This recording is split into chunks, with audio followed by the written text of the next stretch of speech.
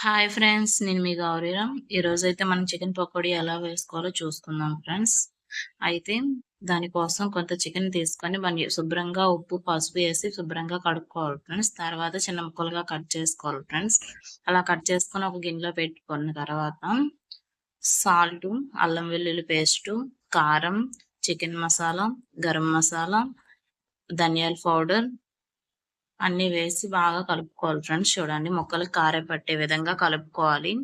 అలా కలుపుకున్న తర్వాత ఒక 2 అవర్స్ మ్యాగ్నేట్ చేసుకోవాలి ఫ్రెండ్స్. ఎందుకంటే మూతపెట్టి ఫ్రిడ్జ్‌లో ఒక 2 అవర్స్ వరకు పెట్టుకుంటే ముక్కలు మసాలా బాగా పడుతుంది ఫ్రెండ్స్. చూడండి 2 అవర్స్ తర్వాత తీసిన తర్వాత మనం కార్న్ ఫ్లోర్ 2 స్పూన్స్ వరకు వేసుకోవాలి ఫ్రెండ్స్.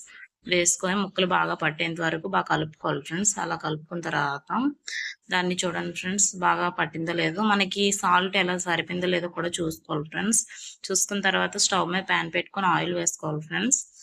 ఆయిల్ వేసుకున్న తర్వాత మనం నూనె వేడెక్కిందో లేదని చెయ్యి పెట్టి అంటే చెయ్యి పెట్టండి అంటే కళాయిలో పెట్టడం కాదు ఫ్రెండ్స్.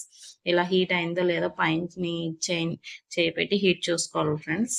అలా హీట్ అయిన తర్వాత ఆయిలు మనం కలిపెట్టుకున్న చికెన్ మసాలా ముక్కలను అందులో వేసుకోవాలి ఫ్రెండ్స్. అలా వేసుకున్న తర్వాత చూడండి ఇలా అయితే ఫ్రై అవుతాయి. బాగా ఫ్రై అయిన తర్వాత తీసుకోవాలి ఫ్రెండ్స్. తీసుకొని పక్కన ఒక ప్లేట్‌లో పెట్టుకోవాలి.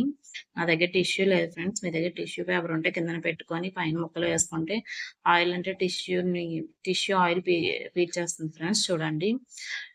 చి చూడండి ఎంత బాగా వేగింది కదా ఫ్రెండ్స్. చాలా బాగుంది friends chicken pakodi. Please subscribe my channel. Please